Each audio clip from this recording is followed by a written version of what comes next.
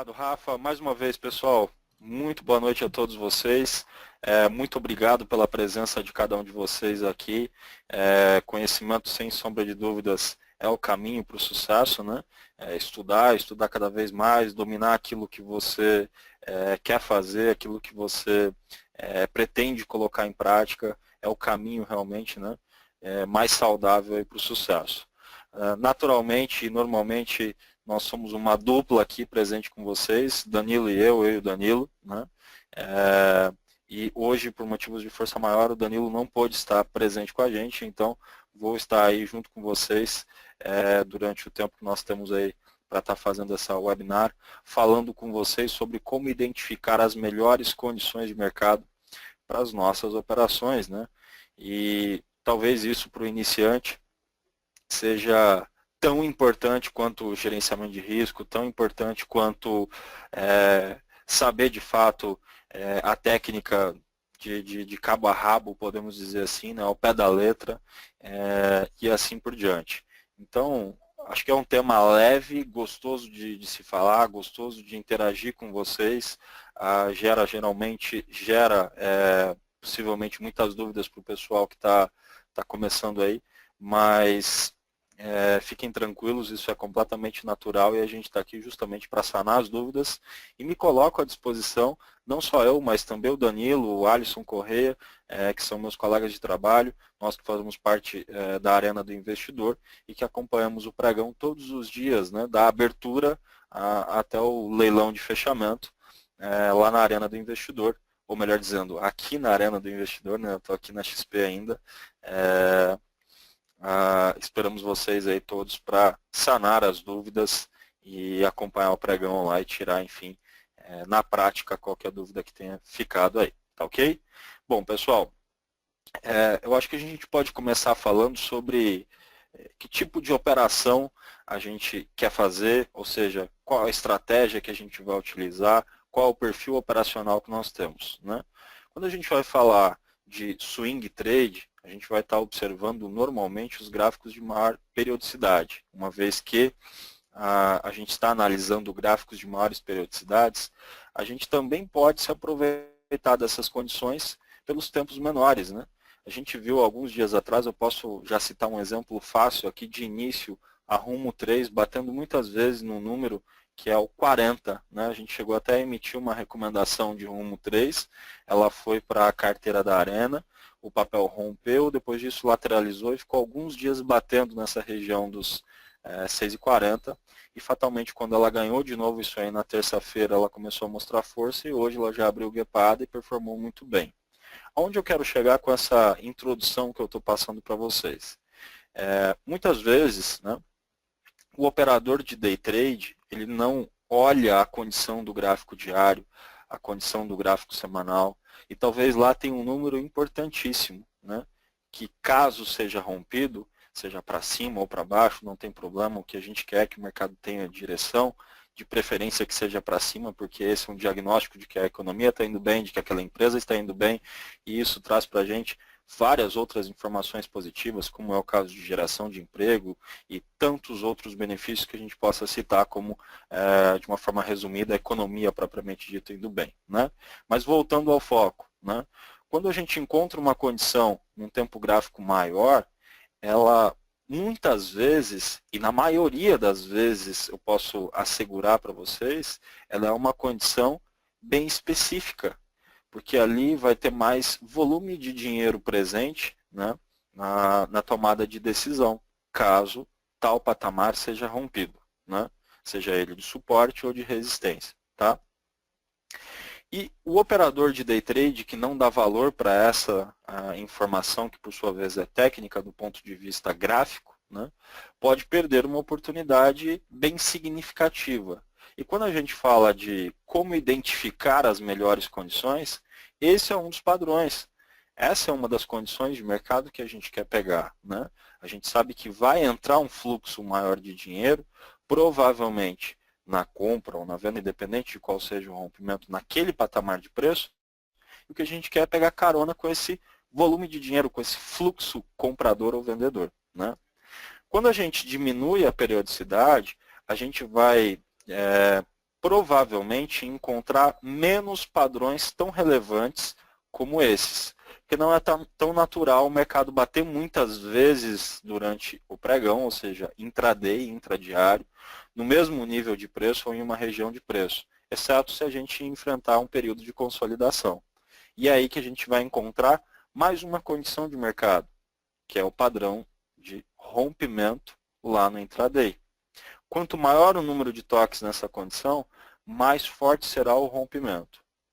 Poxa, então a gente já sabe que se no gráfico diário a gente tiver um padrão de consolidação, uma figura que tem um número de toques considerável em um determinado nível de preço e haja o rompimento desse patamar de preço, a gente já tem uma primeira condição já pré-definida, né? Para tentar buscar como oportunidade de compra ou de venda, dependendo do rompimento que seja. Legal. A gente já viu que se a gente trazer isso para o intraday, é menos comum, mas quando acontecer, o ato do rompimento também vai ser representativo. Legal. Então, acho que está claro para todos os níveis aqui de aprendizado que as operações de rompimento, a gente pode, no primeiro momento, colocá-las entre aspas, que são aquelas operações que não resta dúvida, né? Poxa, o mercado bate R$10, volta para R$ 9,90. R$10, volta para R$ 9,90. R$10, volta de novo para R$ 9,90. R$10, R$ 9,90. O que está passando na nossa cabeça? Se romper os R$10, é como uma porta que se abre e o mercado provavelmente vai ter, né, uma explosão naquele rompimento. Mesmo que seja de 10 para 10 e 10. E é ali que a gente tem que ver dinheiro. De 10 para 10 e 10, de 10 para 10 e 15, de 10 para 10 e 20, se a gente for fazer um day trade. E claro, se for um swing, fazer as projeções, usar o gerenciamento de risco que você utiliza, a relação risco-ganho que você tenta buscar. Eu particularmente coloco uma realização parcial nas operações de swing com uma variação de 3 a 4%, que é muito provável que o preço no swing trade ele tenha essa oscilação. A partir dali a gente tenta isentar o risco, já não ter mais risco na operação e seguir posicionado com o saldo remanescente. Depois eu vou passar um exemplo para vocês de uma operação que a gente fez uma recomendação alguns dias atrás, aliás, há 2 semanas atrás, mais precisamente, que foi a BR Foods. Ela chegou a subir quase 5%, a gente fez a realização parcial com 4%, 3,5%, 4% de lucro, e o saldo remanescente ela voltou para o preço de entrada, né? Então isso é muito comum acontecer. Mas independente do gerenciamento de risco que a gente vai utilizar, a gente quer encontrar onde está a melhor condição, né? E do ponto de vista de rompimento, a gente tem a condição de explosão, que é tudo aquilo que a gente quer. Comprar e rapidamente o preço evoluir, vender e rapidamente o preço evoluir, seja no day trade ou no swing trade. Então eu começo falando desse padrão de rompimento, porque ele é forte, e a nível, né, de figura gráfica, mastro-bandeira, formação de triângulos, a nível de ombro, cabeça, ombro, todos esses padrões vão enquadrar rompimento. Eu citei basicamente o de consolidação, o de retângulo, mas todos esses padrões são padrões de rompimento. E nós precisamos conhecer todos esses padrões, né? Então, é importante eu ressaltar isso aí. Todos esses padrões enquadram a característica de rompimento e, por sua vez, na sua grande maioria, a gente tem uma explosão logo no ato do rompimento. A maior dificuldade é a gente conseguir encontrar esse padrão, né, e ter paciência também para esperar gerar o start. Muitas vezes a gente entra numa operação, que o mercado está em tendência, depois ele começa a congestionar, forma aí sim um triângulo, um retângulo, etc., mas a gente já está posicionado. Então, aí seria uma outra condição de mercado que mais para frente a gente vai entender também melhor. Tá? Legal. Qual que é o outro padrão que a gente tem? Pessoal, vamos lá. Né? Em média, quanto o mercado sobe ou cai todos os dias? Né? Na média. Então, pode fazer um histórico aí de preço dos últimos 10 anos do Ibovespa, dos últimos 5 anos do Ibovespa, dos últimos 2 anos do Ibovespa. É legal fazer esse estudo mais longo, esse estudo mediano, esse estudo mais curto, para a gente poder desviar um pouco algumas distorções de mercado que a gente tem. Como, por exemplo, em 2008 a gente teve a crise do subprime, como, por exemplo, a gente pode ressaltar recentemente o rally, né, do processo de impeachment que a gente teve aí, no nosso país. Então, são exceções, né? Não são situações que vai acontecer todo ano, de 6 em 6 meses, em cada trimestre. Mas é legal ter esse entendimento.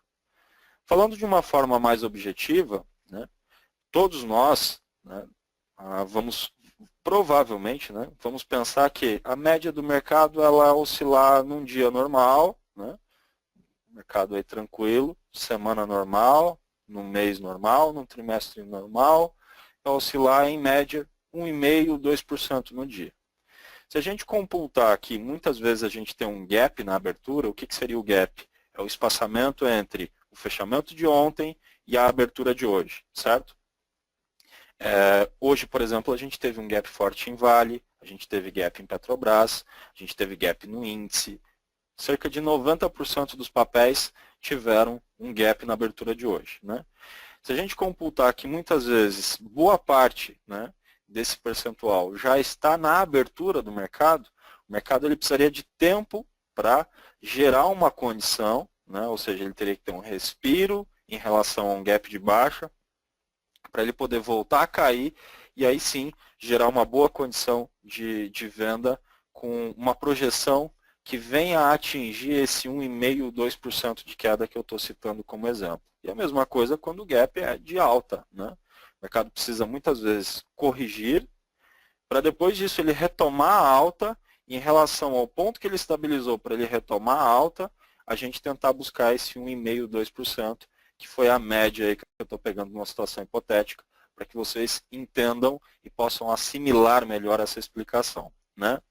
Pois bem, a gente vai para a segunda condição de mercado, tendo esse entendimento que é os movimentos de correção. Se o mercado ele já sobe 1,5%, 2%, qual que é a probabilidade de você fazer uma compra e essa compra ser aquela compra maravilhosa, que o mercado vai para 3%, para 4%, para 5% de alta e o mercado te dá esse presentaço, né? A probabilidade disso acontecer é reduzida. É a mesma de você ir no estádio de futebol e encontrar o estádio lotado e todas as pessoas lá com 2,50 m de altura. Não é isso que vai acontecer no estádio de futebol lotado, você vai encontrar pessoas de todas as alturas. E se você for fazer uma média, provavelmente a média deve ser na casa de 1,80 m, né? 1,70 m é alguma coisa. Trazendo isso para a nossa realidade, a gente vai entender o seguinte. Eu vou apostar fielmente numa compra quando o mercado já subiu 1,5%, 2%? Opa! Qual seria a melhor condição para identificar uma compra quando o mercado já sobe 1,5%, 2%? É uma pergunta que eu faço para vocês que estão aí assistindo o webinar de hoje. A melhor condição seria o preço gerar uma correção, um respiro, aliviar um pouco da alta e voltar para alguns padrões que geram condições técnicas. Suporte, médias móveis, retração de Fibonacci. Todos temas que nós já abordamos aqui, inclusive figuras gráficas, as principais figuras gráficas. Só a gente ir lá no canal da Anelógica que tem essas gravações aqui disponível para vocês, gratuito. Então, são padrões que a gente vai buscar para entender onde é que o preço pode estabilizar e gerar uma boa condição, uma condição mais interessante. Então, ao invés de eu comprar com 1,5% de alta, se o mercado corrigir 0,5%, eu vou estar comprando ele com 1%. Se ele subir mais 1 e atingir 2, eu vou ter 1% para administrar de lucro, né? Se eu compro ele com 1,5 e ele vai para 2, começa a parar o vento, provavelmente você não vai querer zerar. Por quê? Porque o ganho é pequeno.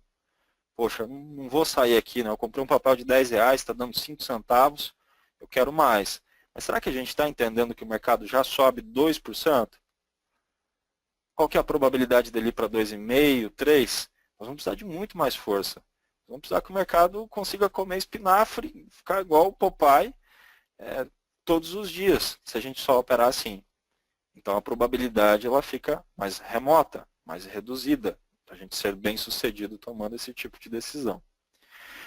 E a terceira condição de mercado, antes de eu migrar aqui para um próximo passo na nossa apresentação, vai ser os momentos de reversão de tendência. Esses são, abre aspas, os movimentos mais difíceis, porque muitas vezes o preço ele sai de um novo fundo, vai e faz um novo topo, depois disso ele sai de um novo topo, vem e faz um novo fundo. Então essas reversões são as operações mais difíceis e que eu queria que quem está iniciando, né, não focasse tanto nesse modelo operacional.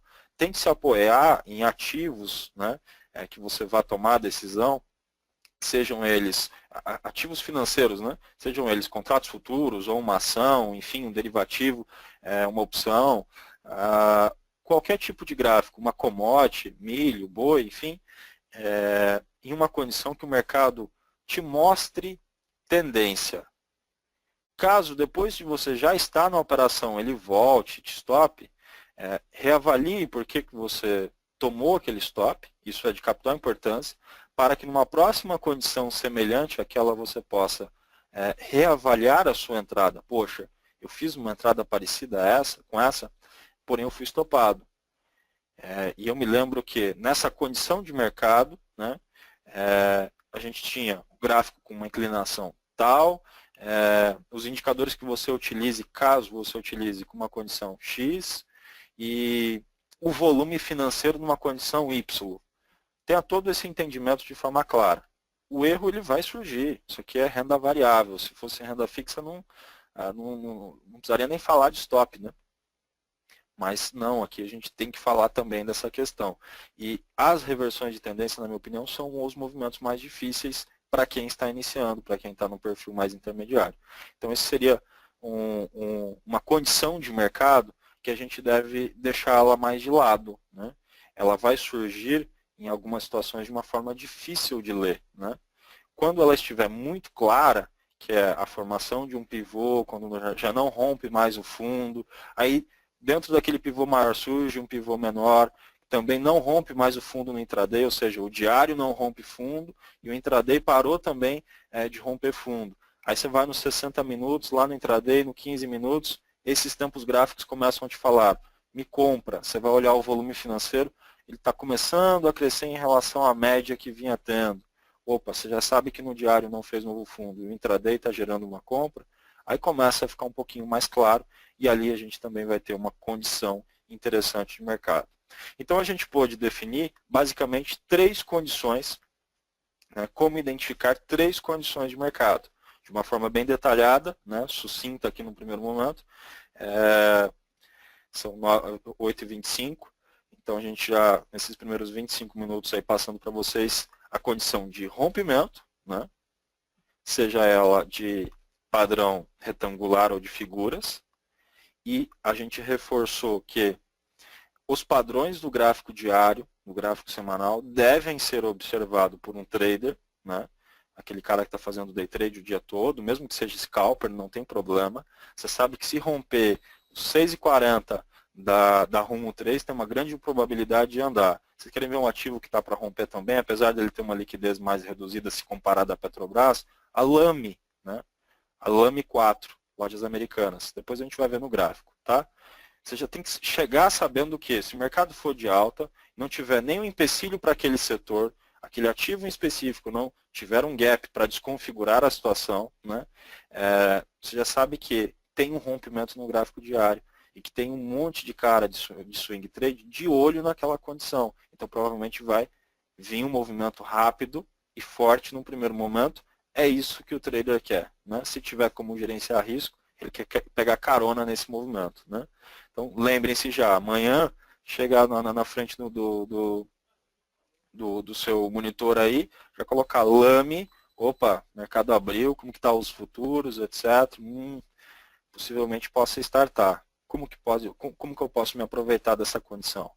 Qual que é o gerenciamento de risco? Stop, quantidade de papéis, limite de perda, qual que é a projeção, quanto que eu posso buscar no movimento rápido, quanto que eu posso buscar no movimento rápido nesse rompimento. Então a gente já pré-estabeleceu isso. A gente viu que o mercado ele se mexe em média 1,5% a 2%. Então, evitar as operações quando a gente vai vender, o mercado já está caindo 2%. Coloque stop mais curtinho. Vai comprar, o mercado já está subindo 2%, seja para o índice ou para a ação que você está operando. E as reversões de tendência, que requer um cuidado um pouquinho maior, tá ok? Eu vou vir para o gráfico agora aqui, e no gráfico a gente vai falar um pouco sobre esses padrões, tá? Bom, eu vou pegar exemplos diferentes, tá ok? De ativos diferentes aqui, obviamente, né? Para a gente poder fixar o conceito e entender que ele funciona, quando a gente fala de padrão técnico, não só no intraday, porém, sabendo que, coloca isso em observação, em letras garrafais aí, por gentileza, que no intraday tem mais ruído de mercado do que quando gera um padrão interessante no gráfico diário. E isso por uma razão muito simples. No diário tem mais dinheiro envolvido, tem mais volume financeiro, há mais peso nos rompimentos, por conta do volume financeiro, né? No intraday, muitas vezes não. Um grande player, né, com menos dinheiro do que no gráfico diário, né, afinal de contas aqui no diário nós temos o resumo de todo o dia e lá no intraday a gente está vendo a situação de imediato, né? Um grande player pode gerar uma distorção, mesmo se tratando às vezes de índice ou de dólar. Você está com um mercado ali, até com um volume considerável, mas você tem um grande player que precisa se desfazer ou montar uma grande posição exatamente naquele momento. Aí o mercado rompe um fundo, está lindo, maravilhoso, graficamente falando, ele não está caindo ainda 1,5%, 2%, ele está caindo 0,5%, ou seja, você tem alvo, você tem projeção para buscar, mas um grande player consegue gerar naquele momento de mercado uma distorção. Ele começa a comprar, precisa comprar 5 mil lotes de índice, 1.000 lotes de índice, 1.000 lotes de dólar, 5 mil lotes de dólar, ou até mesmo se fosse numa ação, né, e segura a cotação. Então, esses rompimentos no intraday têm esse detalhe, mas é uma condição específica. Como eu falei, eu vou começar por LAME, né? Vamos pegar aqui a condição de LAME. O que eu falei para vocês para a gente fazer? Chegar amanhã e ficar atento com ela, né? Por que tem que ficar atento com ela, Aliakin? Pessoal, qual que é a tendência do lado esquerdo de LAME? Uma pergunta que eu faço para vocês. Nós estamos procurando oportunidade. Qual que é o tema de hoje? Como identificar as melhores condições de mercado para as nossas operações, para as suas operações. Qual que é a tendência do lado esquerdo de LAME? Ela é de alta ou ela é de baixa? Provavelmente está se passando aí na cabeça de vocês o impacto visual, que a análise gráfica permite isso para a gente, né? Olhando para o lado esquerdo, você tem todo um histórico que faz você projetar de uma forma automática o que vem do lado direito, o futuro. Legal. Se essa for a resposta da grande maioria, que é de alta, eu já me sinto satisfeito, né? Já fico feliz. Pessoal, quantos toques a gente tem aqui nessa região de preço, que eu não vou falar ainda qual o valor é. Olha quantos toques, quantos pregões a gente não rompe essa região aqui, ó. Eu vou colocar aqui uma linha vermelha em cima dessa região. Olha quantos toques a gente tem. Quantas barras aqui nessa região. Muitos toques, concordam? Que gráfico é esse? Esse é um gráfico diário. Tá ok? Esse é o gráfico diário de LAME. O que eu imagino se romper esse número grande de toques que a gente tem aqui? Um padrão de rompimento. O mercado subiu, tentou corrigir, corrigiu pouco, lateralizou por bastante tempo, e a hora que romper, toda essa acumulação vai ser distribuída, e nesse caso, para cima. Então, como operador, eu preciso olhar para esse rompimento como uma oportunidade, como uma condição interessante de mercado. Não só para o day trade, para o swing também. Se eu for o cara que vai fazer o swing trade, que tem interesse em fazer uma operação de swing trade comprado, é isso aqui. É abrir a compra no rompimento, colocar stop no seu gerenciamento de risco ou no fundo anterior, um pouco abaixo da média rápida, pelo menos. Aqui nesse caso, você vai colocar um stop de aproximadamente 5%, tá certo? Que é onde a gente tem um fundo, né? E projetar o alvo dentro do seu gerenciamento de risco, ou até mesmo usar Fibonacci, palestra essa que o Danilo e eu fizemos juntos aqui com vocês. Ok? E eu também posso me aproveitar disso se tiver uma condição de gerenciamento de risco nos 5 minutos. Qual que é o número, Aliakin? Fala pra gente, explica pra gente qual que é o número. A máxima que ela tocou muitas vezes e não consegue romper é os 20,75. Então eu tenho que saber que se ela fizer 20,76, é grande a chance dela ter uma explosão. Só que como trader, nós temos que ser um pouco mais astuto que isso. Tá? Aí agora eu vou passar uma sacada para vocês, uma dica. Tá? Nem estava no previsto, mas eu vou falar disso também. Opa, deixa eu fazer diferente, fechar um pouco dessas janelas aqui. Isso aqui não faz sentido. Aí, legal. E vou colocar um book de ofertas também, da Lame 4 aqui do lado. Tá? Prestem bem atenção nesse detalhe. No que o book vai nos auxiliar? Se amanhã eu ver que não tem muitos lotes no 75, 76, 74, mas se tem muitos lotes no 70, nós podemos, ao invés de pagar os 76, tentar antecipar em 5 centavos e comprar já no 71. Nós estamos tentando identificar condições. O que é melhor, eu pegar no 76, onde todo mundo vai pegar, ou eu tentar detectar uma fraqueza de book, né, no 75, 74, 76, e antecipar essa compra fazendo essa entrada no 71. Poxa, eu posso sair com 5 centavos de diferença. 5 centavos, dependendo do volume de ações que você vai operar, né, pode ser já os custos operacionais ou até mesmo já um lucro maior do que você teria pagando os 76 exclusivamente. Falando de uma forma técnica, o start é o 76. O risco de ter um robozinho repetindo ordens no 75, 74, ele sempre vai existir. Do mesmo jeito que pode ser que a gente compre no 76, o mercado vá até 79 e volte a ficar abaixo do 76. Então, o nosso grande interesse é correr menos risco e tentar ganhar potencial, ganhar alvo. Tá certo? Legal. Então, aqui está um exemplo clássico, tá, pessoal? Esse é um exemplo clássico de rompimento de gráfico diário. Como se aproveitar disso no intraday? Vai lá no gráfico de 15 minutos, no gráfico de 5, no gráfico que você opera, usando as médias que você utiliza. No exemplo que está na tela, pessoal, são duas médias exponenciais, a azul de 17 períodos e a laranja de 72 períodos, ok? Perfeito.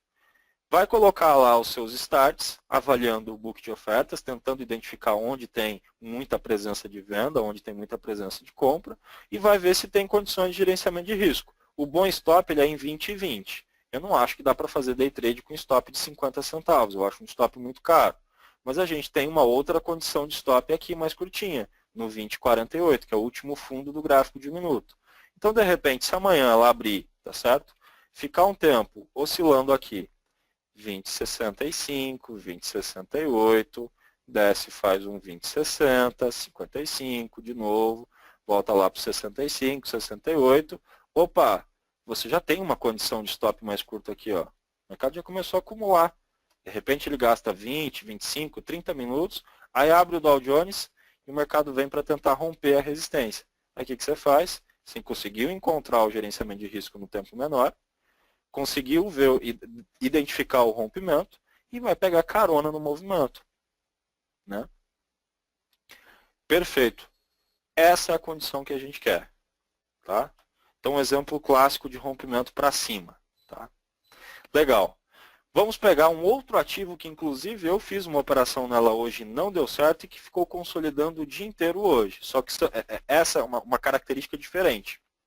Ela não está linda no diário para fazer a venda, mas ela tem uma consolidação bem grande demonstrando fraqueza. Quem que foi essa ação? Foi Vale 5. Tá? Eu vou analisar o diário aqui com vocês. Qual que é a condição do diário? Ela é de alta ou ela é de baixa? Ela é de alta, né? O mercado fez isso, fez isso, fez isso, fez isso, foi lá, fez novo topo. Então, nós conseguimos romper esse topo e nós conseguimos romper esse topo. Logo, se nós analisarmos também de uma forma mais ampla, esse gráfico ele também está em tendência de alta. Nós conseguimos superar o topo anterior, que tem um X em azul. Beleza? Primeiro passo feito. Já trabalhamos a lição de casa. A tendência no gráfico diário é de alta. O mercado hoje pesou, e pesou bastante. Né? Ela abriu com gap. O que eu fiz? Eu fiz o contrário. Eu não vendi ela, eu tentei comprar. A gente comprou ela logo na abertura. Provavelmente deve ter aqui alguém que acompanha a sala e que pôde ver lá essa operação. Eu entrei nela no ponto de retorno que ela formou aqui, o preço médio, se não me engano, era 16,26. Coloquei meu stop em 16,09 com meia posição, ou seja, a gente assumiu um risco menor. Ela fez mínima no 13 e ficou consolidando o dia inteiro. Está nítido ou não está nítido que se romper para uma dessas extremidades, qualquer uma dessas extremidades aqui, para cima ou para baixo, a gente tem uma oportunidade de day trade?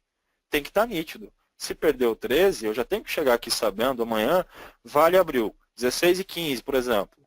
Não, vamos pegar um outro número. 16,20, bem no meio aqui, bem no meio da consolidação. A abertura de Vale, tá? A abertura 16,20 de amanhã. É uma suposição, tá, pessoal? Não estamos aqui prevendo o futuro. Deus não me deu esse dom, né? Nós estamos supondo que o mercado abre em 16,20.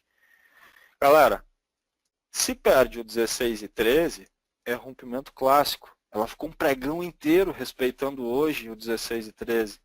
Eu tenho que chegar com esse... Não é enviesado. Não é enviesado. É oportunidade. É condição.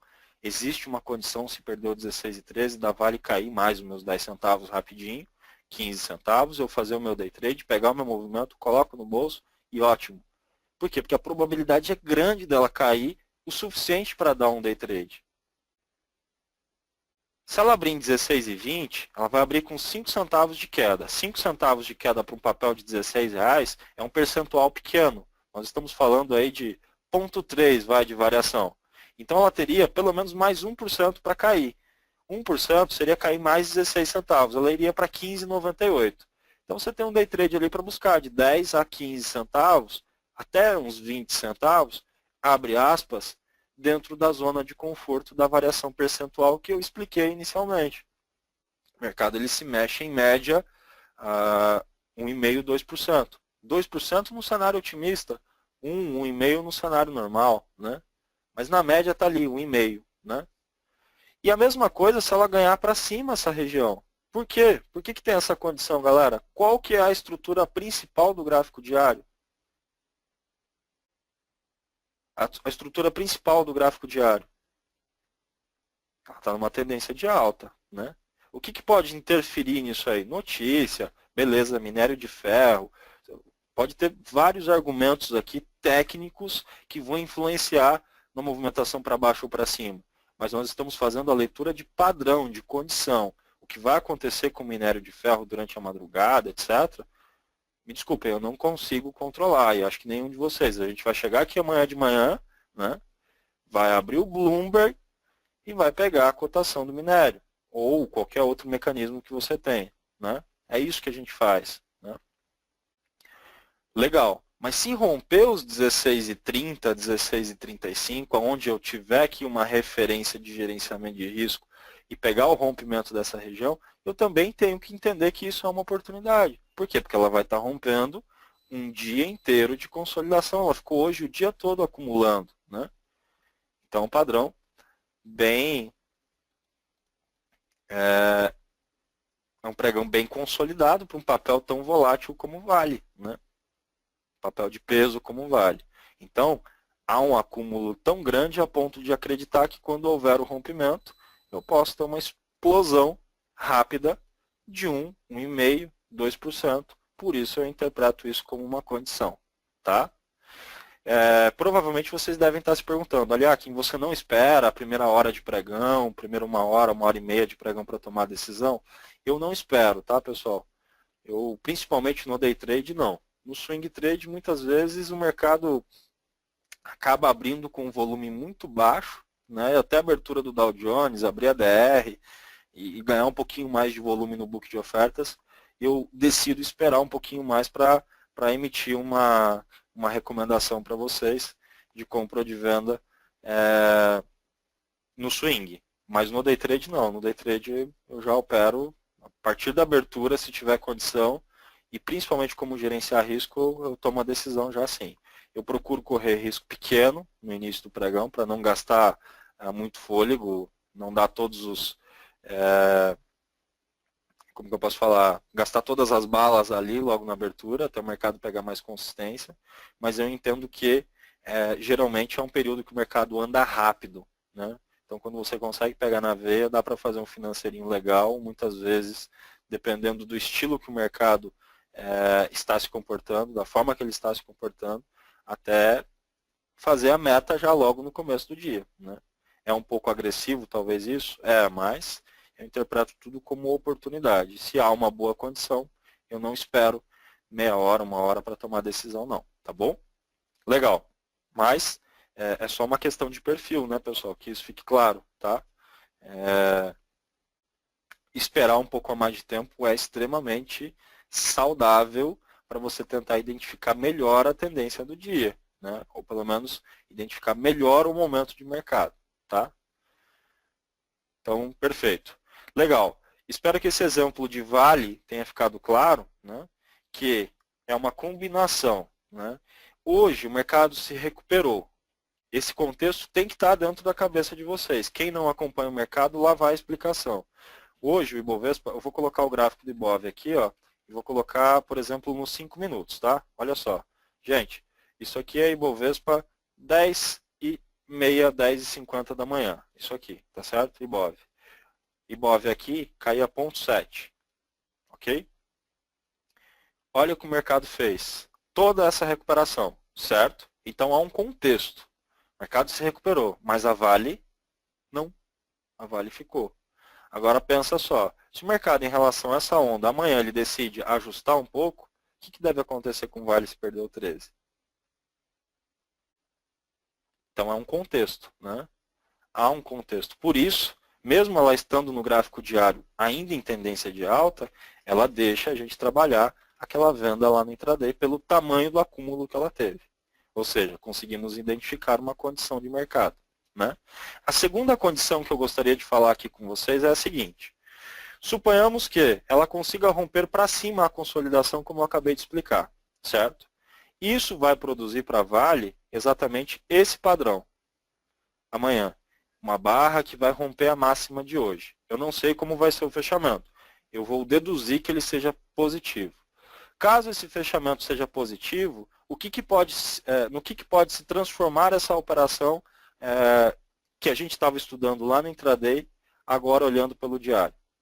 Ela pode se transformar num swing curto para pegar fechamento de gap.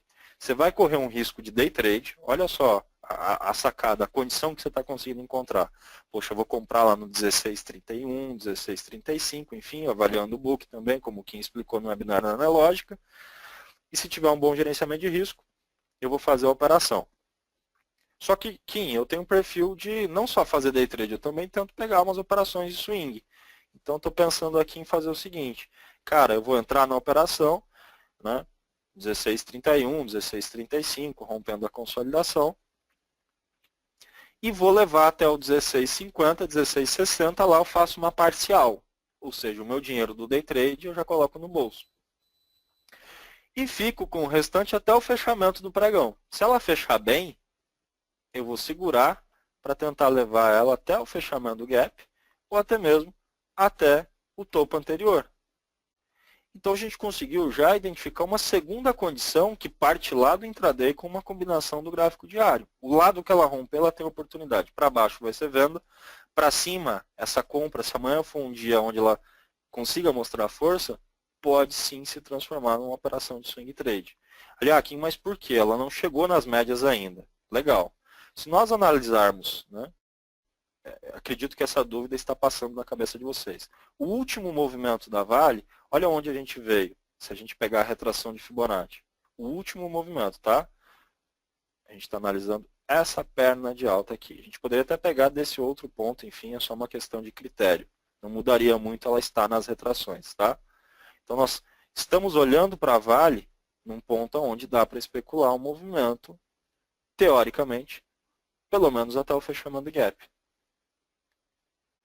Então, gente, são padrões. A gente viu uma correção forte na Vale hoje, uma queda de mais de 2%. Né? Legal. A gente viu uma acumulação no diário. Padrão de doji. E lá no intraday, um retângulo, que forma esse doji no diário. A hora que aquele retângulo do intraday for rompido, tem day trade. Se for para cima, ele está a favor da tendência principal do mercado. O que eu espero de vocês? Isso é central, prestem atenção.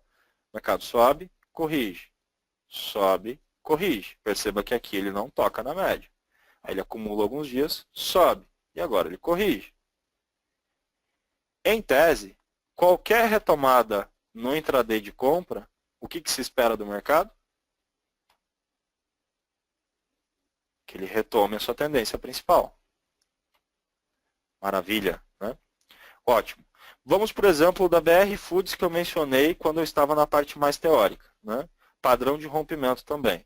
Por que eu emiti uma recomendação de compra na BR Foods, tá certo? Nesse nível de R$ 55,50, por conta desses toques que a gente tinha aqui, ok? Qual que era o meu stop nessa operação? Esse fundo anterior, um stop de 3% aproximadamente. Acho que era 3,5% para ser mais preciso, tá? Depois eu posso até abrir ali, ver se está aberta a planilha, para pegar os dados bem certinho com vocês. Pessoal, o que eu vi nessa operação? Nada demais, né? Absolutamente nada demais. O mercado veio aqui, corrigiu, veio aqui, corrigiu. Opa! Tocou mais uma vez nessa linha horizontal vermelha, voltou, respirou na média azul. Olha que interessante esse respiro. Vou dar um zoom maior aqui para que vocês possam acompanhar. Já começou a respeitar a média mais rápida. E aí, era só chegar aqui e tentar pegar carona. Tentar pegar carona no momento que ele rompesse esse 55,50. Ela rompeu esse valor, tá certo? No dia 30, que foi o dia que eu emiti essa recomendação. No rompimento dos 50, ela fez até os 55,65 no dia 30, certo? Então ali já teria dado um day trade de 15 centavos rápido, que ela rompeu e andou rápido. Eu sei que é um ativo que tem uma liquidez diferente, mas nós estamos estudando padrão. E foi um padrão que veio na cabeça aqui de operação que foi recomendada na sala, né? Quem queria o day trade? Ótimo. O papel oscilou ali, deu aquele day trade curto, maravilha. No pregão seguinte, né, que é o pregão do dia 3, ela explode. Nesse pregão ela sobe 1,5% e ficando acima dos 55,50 ela vai até 56,40. Nós já estamos falando de 90 centavos. Porém, isso aqui era uma recomendação de swing, né? E olha que interessante, pessoal. Olha o tamanho da movimentação. Lembra a explicação inicial que eu falei? Galera, no swing trade a gente tenta colocar uma parcial com 3, 4%, né? Observem o quanto esse ativo oscilou do ponto de entrada, né? Vamos colocar ponto 1, ponto 2. Tá aí. Nós estamos falando de 4,7, 5% de variação, tá? Ela deu a parcial e olha como ela volta rápido, né? Então, no day trade, quando eu falo de 1,5%, 2%, a gente tem que ficar de olho em variação percentual. No swing, eu falo de 3%, 4%, a gente tem que ficar de olho. Poxa, pessoal, se 3%, 4% estiver ruim em 1, 2, 3 dias, uma semana, né? Pensa só a renda fixa, né? A gente está falando de alguns meses de renda fixa para dar essa variação, que aqui demorou uma semana, né? Então não pode deixar esse tipo de operação virar loss, não pode. Você tem que fazer a parcial nessa região de 3, 4% de variação, 5% é o ideal, tá? 4, 5% é o ideal, faz a parcial. O stop do restante, se você for seguidor de tendência, mantém lá no ponto original, mas se você for um operador de curto prazo, não tenha problema em colocar ele no preço de entrada. Meia posição, 60% da posição você vai ficar com lucro e os outros 40%, 50% da posição você vai zerar no 0 a 0. Grande parte das operações fazem isso, não só no day trade, como também no swing. A gente entra na operação, ela tem uma arrancada igual cavalo paraguaio, e é ali que faz com que você aposte tudo. E aí, muitas vezes, não satisfeito com 2%, 3%, 4%, 5%, o mercado volta a tudo. Para o operador de curto prazo, isso é extremamente representativo, que é o cara do trade e o do swing trade, né? Legal. Nesse mesmo gráfico aqui, a gente consegue agora trocar uma ideia com uma outra condição. Vamos pegar o exemplo de quem está líquido. Interessante, hein? Coloquei provavelmente uma nuvenzinha do lado da cabeça de vocês aí. Como assim? Galera, a gente estudou 3 padrões. O padrão de rompimento, que eu já peguei o exemplo da Lame, Peguei o exemplo da BR Foods aqui, acabei de passar o ponto que a gente comprou no rompimento. Peguei o exemplo da Vale, que tem também a possibilidade de encontrarmos o rompimento para baixo, que dá enquadramento para venda. E aí, depois disso, vem os movimentos de correção. Legal. O que eu espero de vocês? Olhando para esse gráfico, mais uma vez, isso é central. Atenção. Tocou na média, o preço volta a subir. Tocou na média, o preço volta a subir. Aqui vai a pergunta. A pergunta que vale 1 milhão. O que se espera quando chegar na média?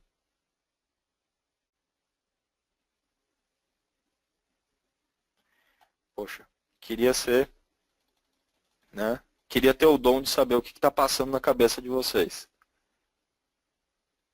Eu não tenho esse dom, mas eu vou deduzir, né? Que é compra, Kim. Vai ser compra, né? Até que ela prove o contrário, passe reta a média, etc. Qual que é o padrão que a gente vai usar nesse caso, Kim? Explica pra gente, é isso que a gente quer saber. Bom, a primeira coisa, nós vamos separar ela como uma oportunidade, como uma condição. Poxa, a gente já sabe que o ativo passou por uma onda de tendência. Do rompimento do Kim até o ponto que ela fez topo, ela subiu cerca de 5%. Do topo que ela deu, esses 5%, até o momento ela já corrigiu 5,9%. Legal. Então a gente já começou até a ver um pouco da amplitude do mercado. A gente já sabe que a média lenta está no 55,33 nesse momento. Com o tempo esse valor vai mudar, afinal de contas é uma média móvel. Então ela vai se movendo ao longo do tempo de acordo com a variação de preço. E, claro, com a sua fórmula, etc, etc. Mas a ideia é que nessa região nós tenhamos uma condição de mercado. E para que tipo de operação essa condição pode ser interessante? Para uma compra, porque a tendência é de alta e é grande a probabilidade dela voltar a subir. Logo, cabe a nós, como operadores, separarmos ela e colocarmos em quarentena. Qual é o padrão gráfico que nós precisamos encontrar para ter uma compra agora aqui? Vamos lá, galera. Um candle de fundo, pode ser um martelo.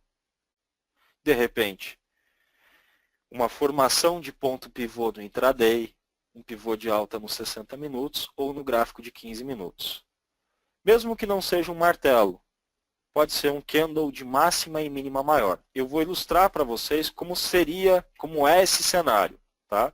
Então hoje ela caiu, suponhamos que amanhã ela caia também, que ela tenha mais um pregão descendente. Legal. Vocês concordam comigo que eu posso marcar a máxima desse candle aqui e ficar de olho para segunda-feira? Um exemplo, tá? Mesmo que não seja na segunda, seja na terça, na quarta, na quinta da semana que vem. Não tem problema. Mas aí, galera, em algum momento essa máxima vai ser rompida. Opa! Consegui encontrar a condição que eu estudei com o Kim. Aqui, olhando pelo diário, é compra, senhoras e senhores. É compra na superação da máxima desse candle. Stop. Abaixo desse fundo, se ele for passivo, se ele se enquadrar, né, dentro do percentual que você arrisca nas suas operações, no seu gerenciamento de risco. E caso isso aconteça, o seu primeiro objetivo é onde ela teve dificuldade. Novamente, nós voltamos para o conceito de suporte e resistência. Esse topo vai ser uma resistência. Nós também podemos lembrar do próprio número que o Kim usou para trabalhar a compra, o 52,50. Então, se ela começar a bater cabeça no 52,50, pode ser uma barreira? Claro que pode. Mas o nosso principal objetivo é buscar o topo. Porque aqui os nossos olhos de águia, como trader, tem que ter alcance para enxergar que o mercado subiu, corrigiu, e se nós estivermos certos da nossa decisão tomada aqui, e caso aí depende exclusivamente de mercado, haja tendência, a tendência que aqui é de alta, vai levar a cotação do preço até a nossa alegria, para a nossa alegria, tá certo? Estava faltando uma pérola hoje, já que a gente não falou do corte e costura no começo, né? Então, para a nossa alegria, tá certo? A gente tem que ter os olhos lá.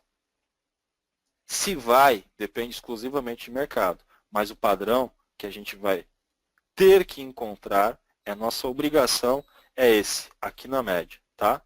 Kim, legal, no diário eu já entendi, mas e agora no gráfico intraday? Vamos lá nos 60 minutos. Lá nos 60 minutos, quando ela formar um pivô de compra aqui, você vai querer pegar. ela formar o pivô que você utiliza, com o padrão que você utiliza, você quer comprar. Provavelmente, para esse pivô ser startado, o diário vai estar fazendo máxima e mínima maior. Pode ser no 15 se eu for mais agressivo, Kim? Claro que pode. Aqui nós já temos a formação de uma falha de fundo, mesmo que momentaneamente. Pode ser que amanhã ela consiga romper. E você já sabe que se ela romper esse topo aqui, 15 minutos não vai estar mais em tendência de baixa. A partir dali ele já está em tendência de alta. E é isso que motivaria ela a voltar a subir. Então, pessoal, nós conseguimos encontrar a segunda condição de mercado. Nós podemos pegar como exemplo de venda um ativo que vem caindo, ou, aliás, só faz cair nos últimos tempos, a Embraer. Poxa, Kim, eu não consigo vender a Embraer porque ela já saiu dos 30 e está 14. Mas vamos lá, vamos estudar o padrão. Perfeito, nós estamos falando de padrão, talvez vocês nem operem BR Foods, talvez vocês vão usar todos esses padrões que eu estou ensinando para o índice e para o dólar. E eu imagino que vocês devem estar se perguntando, funciona esses mesmos padrões para o índice e para o dólar? Sim, eu só diria que o índice ele é mais rebelde, né? O índice ele é mais rebelde, essa é a grande verdade. Tem muito mais ruído do que propriamente dito qualquer um desses exemplos que eu peguei aqui para vocês. Mas é o mesmo padrão, gente. Tudo que eu utilizo, tudo que eu ensino, tudo que eu passo para vocês, serve não só para o índice, para o dólar, para ações, para commodity, gráfico de chicletes, se tiver liquidez no book de ofertas, dá para tomar decisão com esses padrões. Isso por quê? Porque está totalmente apoiado a análise técnica clássica. Para esses padrões se formarem, que eu estou ensinando vocês, eles só se formam porque houve fluxo vendedor ou comprador para aquele padrão se formar. E se houve fluxo, tudo que a gente quer é seguir esse fluxo, é ele que forma a tendência. E para esse padrão se formar, é porque a gente está tomando uma decisão embasada em uma possível movimentação de tendência. Até aqui nós não entramos ainda no mérito da reversão, nos exemplos de reversão. São os exemplos mais difíceis, eu acho que até no dia a dia a gente tem que evitar operar a reversão. A gente tem que tentar pegar movimento de gráfico que já está em tendência, papel que está rompendo, o famoso sobe e corrige, sobe e corrige, sobe e corrige, cai, corrige, cai, corrige, cai, corrige, que tem uma probabilidade maior de te dar êxito no médio e longo prazo. Mas olhando para esse gráfico, pessoal, senhoras e senhores, o que acontece com o Embraer quando ela bate na média? Chamem, se tiver qualquer dúvidas, chamem alguém mais jovem do que vocês, quem tem filho, filha, como é o meu caso, tá certo? Chama e pergunta, o que você vê nesse gráfico, filho, filha? Se for um colega mais jovem, nunca viu análise técnica, está aí do seu lado, né? Acompanhando o Kim aqui, junto com o Rafael Berezuc, em mais um webinar aqui em parceria com a Analógica. Chama ele e pergunta o que vê nesse gráfico. Gente, é que assim, falar do passado é muito mais fácil, e eu falo isso com toda a propriedade do mundo, porque começo do ano que vem eu completo 12 anos de mercado, e todos os dias é a mesma dificuldade que a gente tem, né? Muitas vezes é porque caiu demais, muitas vezes é porque o padrão não ficou perfeito como a gente gosta dentro do nosso setup, ou como a gente acabou aprendendo no livro, ou como aprendeu aqui no webinar com o Kim. Né? A gente tem que entender que o mercado, além dele não ser perfeito, ele depende muito do nosso próprio filtro, né? Filtrar as nossas decisões, filtrar os nossos medos, saber filtrar eles, né? E simplesmente seguir os padrões que são técnicos. Olhando para esse gráfico, os toques nas médias não são oportunidades de venda? Sim, Kim, perfeito, né? São oportunidades de venda. Até o preço falhar no fundo e ter uma reversão de tendência. Ótimo. Então o que a gente tem que fazer, galera? Todas as vezes que ela vir de um novo fundo, supondo que, por exemplo, agora ela vai fazer um novo fundo aqui, se ela voltar para a média, lá vai ser uma futura venda. Até chegar o dia que ela não vai romper o fundo e depois disso ela vai romper o topo. Kim, nesse exemplo que está aí hoje, com essa entrada de volume financeiro que tem, e com a possibilidade de uma falha de fundo, nós podemos começar a falar de reversão de tendência? Sim. Caramba, Kim, como assim? Isso aqui é um fundo. Isso aqui é outro fundo. Perceba como o volume vem se comportando. Descendente. Ótimo, né? O que o mercado vem aqui e faz no pregão de terça e de hoje? Ele tenta perder o fundo anterior, mas não evolui. Um rompimento falso. Então, a partir de agora, nós temos duas situações. A venda abaixo desse fundo e a possibilidade da reversão de tendência se romper esse topo. Quais são os pré-requisitos para você definir isso? Olha aqui. Tamanho de movimento. Olha o tamanho dessa correção, o tamanho dessa onda de queda. Tem bastante tempo envolvido aqui, senhoras e senhores. Tem muito dinheiro envolvido aqui, né? Então, se ela começa a mudar o padrão a partir de agora e rompe esse topo aqui em R$15, eu começo a ver compras em Embraer. E aí, esse movimento em azul que eu estou colocando aqui, ele vai ficar a favor do movimento em vermelho. Então, azul começa pelo intraday. Intraday, gráfico de 60 minutos, vai estar gerando compra. E diário também vai estar gerando compra. Sobretudo, hoje houve uma defesa bem significativa. Olha o contra-ataque que tem nessa barra, né? O mercado estava em queda, ameaçando o fundo, e ela volta a subir e fecha praticamente na máxima do dia, né? A máxima do dia foi 14,45, tá certo? E ela fechou ali a 14,36, com uma barra, uma presença de volume comprador bem acima da média que a gente tem do lado esquerdo. Então esse é um dos padrões clássicos que eu uso para ver reversão de tendência. Eu já tenho evidências de que aqui é um ponto que está sendo respeitado. Eu tenho evidência de volume financeiro. E eu já tenho um número que, se ela romper e houver como gerenciar risco, eu vou começar a pensar em compra. Aliás, Kim, possui alguma outra regra que você vê nisso aí? Sim. Esse tamanho de movimento aqui, pessoal, tem que dar pelo menos umas 14 barras. E aqui não preciso nem contar que entre essa onda de correção e essa onda de baixa, eu tenha no mínimo 14 barras. Por que você está falando isso, Aliakim?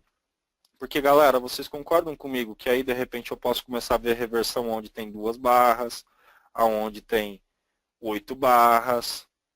E aí, enfim, o que é uma reversão? Foi a única forma que eu consegui, depois de todos esses anos, tirar toda a parte subjetiva da reversão de tendência e, para o meu setup, deixar ela mais objetiva. Eu só vou considerar o início de uma reversão de tendência quando entre um fundo e o teste de fundo eu tiver no mínimo 14 candles.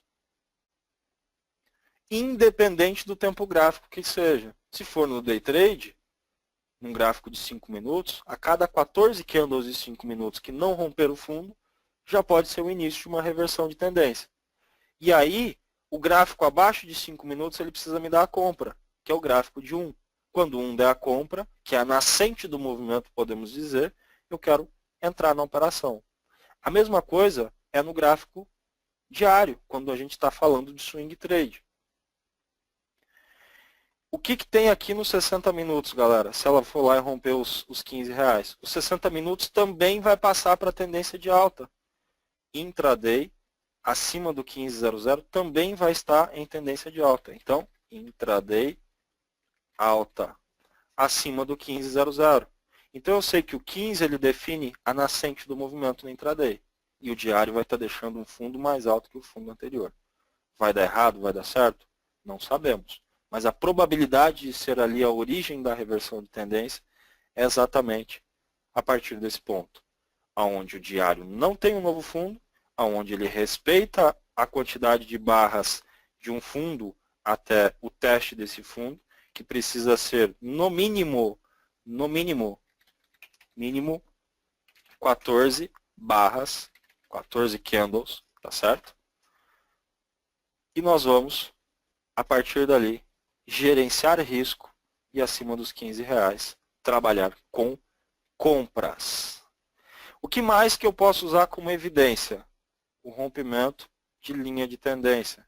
Aqui a gente formou um canal e o mercado não respeitou mais esse padrão. Se a gente tirar um pouquinho mais o zoom, Provavelmente ela rompendo os 15, ela também está rompendo essa linha de tendência mais longa. Então, aqui, quando ela estiver passando dos R$ 15, essa linha de tendência também vai estar sendo rompida.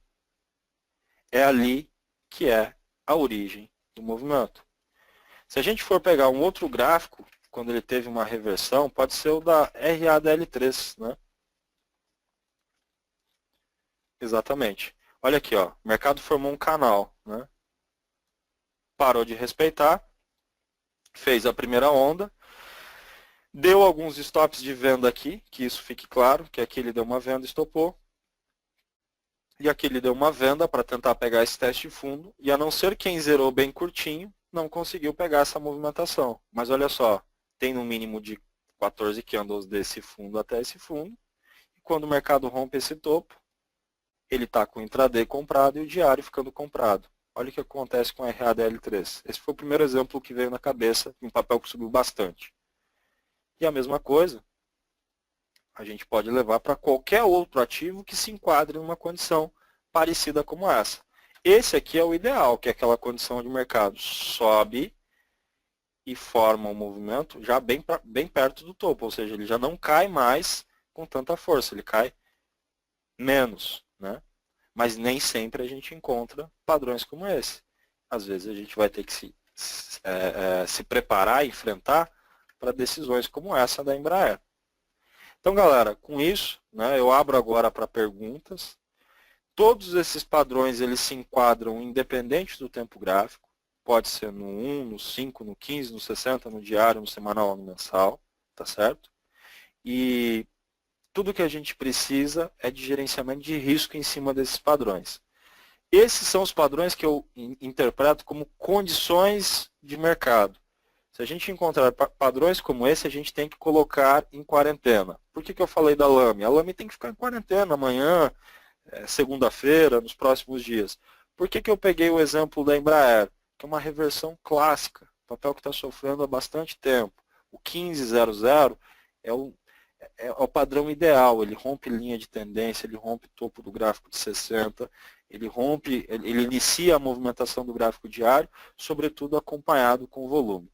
Vai dar certo? Vai dar o start? Não sei. É um padrão que a gente conseguiu pré-definir aqui com vocês e que a gente deve acompanhar. Sempre que a gente encontrar esses padrões, atenção, coloquem em quarentena e tentem gerenciar risco. Se for possível gerenciar risco, pega a carona no movimento, que a probabilidade da gente se dar bem no médio e longo prazo é bem considerável, tá?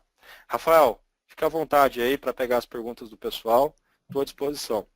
Opa, Kim, nós já temos sim algumas perguntas que foram realizadas ao longo ali da webinar. E vamos lá, vamos começar, pessoal. A gente tem um tempinho, ainda dá para responder algumas perguntas aqui para o Kim. Deixa eu separei aqui. A primeira foi do Cleverton Corte. Como a gente está falando aqui em questões de identificar as melhores condições de mercado, ele pergunta em questão de interpretação de rompimento falso, né? E até mesmo se existe essa possibilidade, né? Então, quando você está ali tentando identificar, né, vai acontecer muito de ter rompimentos falsos. E sobre a identificação desses rompimentos, que tem alguns sinais que dá ou não é possível, você não pode contar muito com isso. Legal. A gente já teve em outras apresentações exatamente essa pergunta. Uhum. E é uma dúvida muito comum, né? Porque realmente o mercado gera muita distorção. Ao longo do tempo a gente vai enfrentar muitas vezes o famoso violino, o famoso rompimento falso, aquela operação que você entra, parece que é um rompimento falso, você acaba desistindo antes da hora, antes de bater o loss, mas sai com prejuízo menor, depois que você sai, 1, 2, 3 pregões depois, ou alguns minutos depois, o negócio começa a fluir e você fica de fora da festa. Então é o seguinte, depois desses 11 anos, quase 12 anos de mercado, é algo que não tem como saber antes de entrar na operação. Não dá. Depois que a gente está dentro é que a gente descobre que foi um rompimento falso.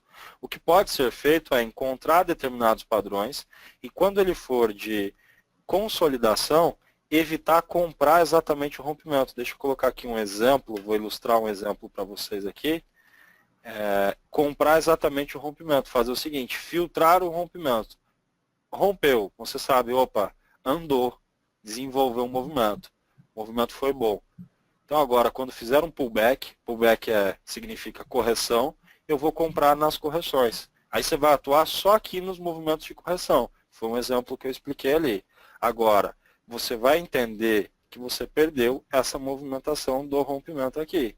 Por um outro lado, se tivesse sido um rompimento falso, onde o mercado tivesse rompido, imediatamente voltado na sua cara e acabado produzindo stop, fatalmente produzindo stop, você também teria falado o seguinte, poxa, foi bom não ter entrado.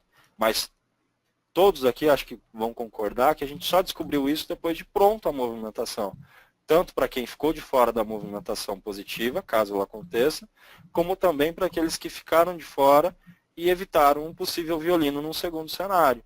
O cenário ideal é deixar romper, já provou que pegou tendência de alta, e comprar nas correções ou em futuros rompimentos, porque a partir daqui você já não está operando mais retângulo, e sim uma tendência que já é supostamente de alta, ok? Então o único caminho é esse. Do contrário, não tem como saber, é difícil o indicador que vai te ajudar muito nisso. O que é muito comum é a gente perceber a presença de fluxo vendedor depois de romper um ponto importante. Isso é uma forma de detectar rompimento falso, porém tem que ter um olho clínico mais bem treinado, né? Tem que estar bem treinado aí. O mercado está aqui, anda de lado, fica batendo R$ 20, R$ 20, R$ 20. Aí ele rompe, faz 20, 01, 02, 03, 04, começa a aparecer venda. Aí você olha o book de ofertas, tem 1000 papéis, mas não acaba nunca aqueles 1000 papéis. Aí volta para o 03, volta para o 00 e começa a cotar abaixo do zero. Esse é provavelmente um rompimento falso, mesmo que momentaneamente. Mais uma vez a gente entra no cenário.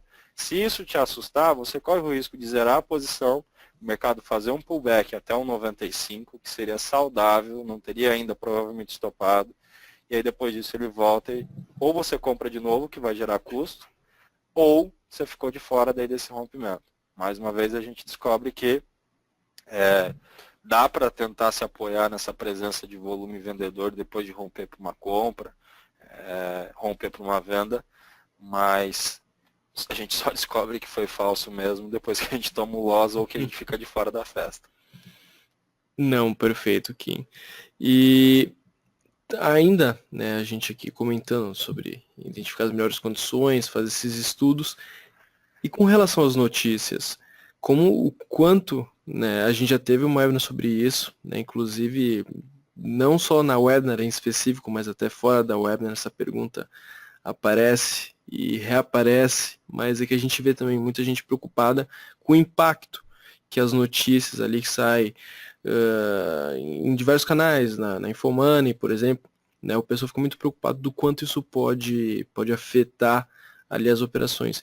E o quanto que você daria de importância, Kim, de consideração nas notícias e também como que você pode talvez tentar usá-las para identificar as boas condições para realizar a operação? Excelente. É muito comum mesmo essa pergunta. É bem frequente ela, né? Eu simplifico sempre e tento passar para vocês exatamente o seguinte. A não ser que nós sejamos, além de grafistas, também fundamentalistas, né?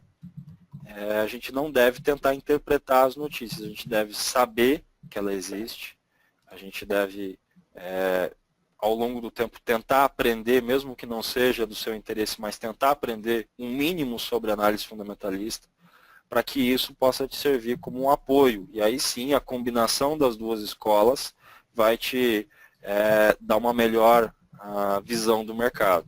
Porém, são poucos que conseguem fazer isso, né? Porque muitas vezes uma empresa de bons fundamentos, ela entra num período de grande correção, onde graficamente falando, o grafista vai estar vendendo. Então, o cara começa a ficar num conflito danado. E como isso pode ajudar ou atrapalhar? Bom, quem consegue ser imparcial e domina as duas escolas, a escola fundamentalista e a grafista, sem sombra de dúvidas, vai teoricamente, potencializar a sua tomada de decisão. Então, eu sugiro, aprenda sobre análise fundamentalista. Não conhecendo sobre análise fundamentalista, não entendendo isso como tem que ser na sua essência, eu sugiro que você olhe o calendário econômico, que você acompanhe os fatos que tem das empresas, que olhe sim, se desejar, as variações das commodities lá fora, mas siga exclusivamente a tendência do próprio mercado, e isso vai estar embutido no gráfico. Falo isso por experiência própria, né? Porque ao longo dos anos, principalmente no meu início, quando eu tentava fazer qualquer tipo de leitura por não dominar absolutamente nada da análise fundamentalista, só saía bobagem, né? Eu achava que por conta do petróleo estar de um jeito, aqui o mercado tinha que se comportar daquele jeito, o mercado mudava e eu não conseguia ler o gráfico e também nem entender direito a questão fundamentalista. Então eu simplifico e procuro filtrar. Eu olho o calendário, sei que vai ter uma notícia meio-dia, sei que vai ter uma notícia 9h30, sei que vai ter uma notícia às 15 horas, e que as notícias mais importantes são as das 9h30 e as das 15, por exemplo. Ótimo. Então eu sei que nesses horários vão ter provavelmente mais oscilações nos gráficos que eu estiver acompanhando, e eu preciso estar preparado para isso. Só e somente só. No restante, pessoal, tem que realmente se debruçar nos livros aí, aprender análise fundamentalista para poder interpretar notícia, tá? Não, certamente. E, Aliakim, você comentou ao longo da web, acho que quem não estava aqui, mas o Kim comentou sobre o mini e o dólar ser uma opção mais rebelde com relação à leitura, né? E eu quero aproveitar então e te perguntar com relação à identificação, né, que dessas melhores condições do mercado, o que varia, assim, para a gente tomar cuidado, né, com relação a essa identificação no mini e no dólar, já que você falou que elas são mais rebeldes, então significa que elas são mais complicadas. E que considerações você colocaria ali para o pessoal, para quem gosta de operar, né? Principalmente quem quer operar no mercado mais dinâmico? Legal.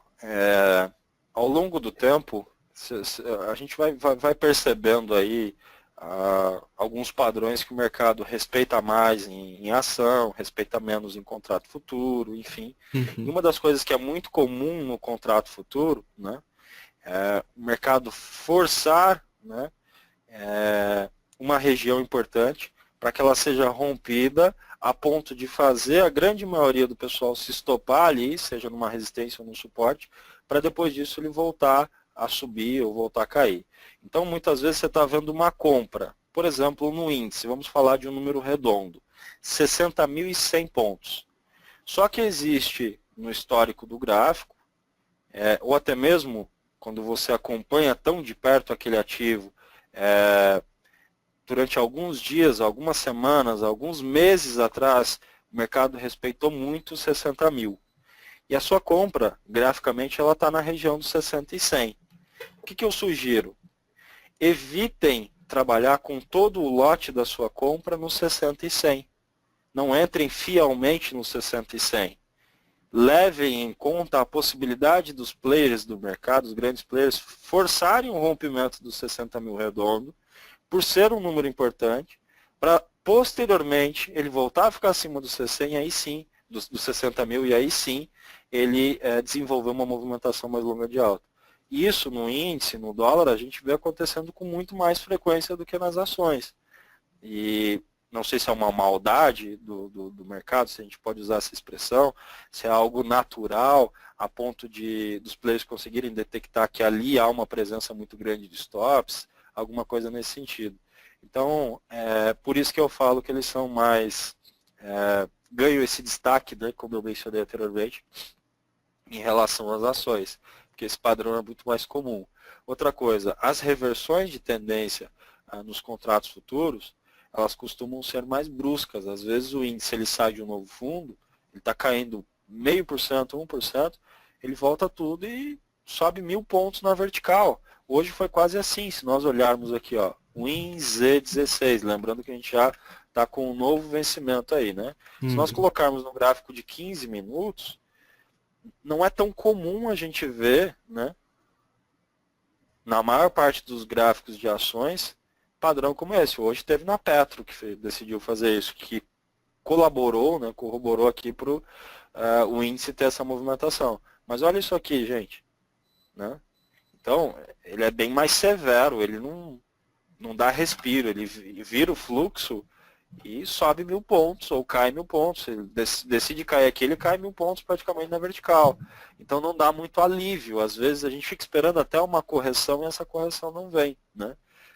Por isso eu destaco essas questões aí para o índice. Mas a principal sacada é, sempre que você for comprar ou vender próximo a um ponto de suporte, tente sempre deduzir que o mercado ele pode ser fanfarrão a ponto de romper para depois andar. Dessa forma, trabalhe com o stop um pouquinho mais folgado em relação ao suporte, à resistência.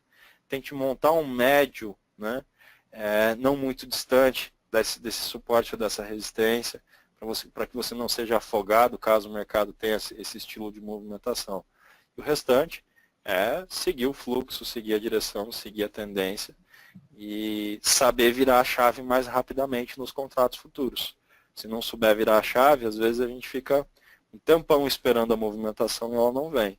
Hoje, por exemplo, a gente fez uma venda aqui, foi a 62.185.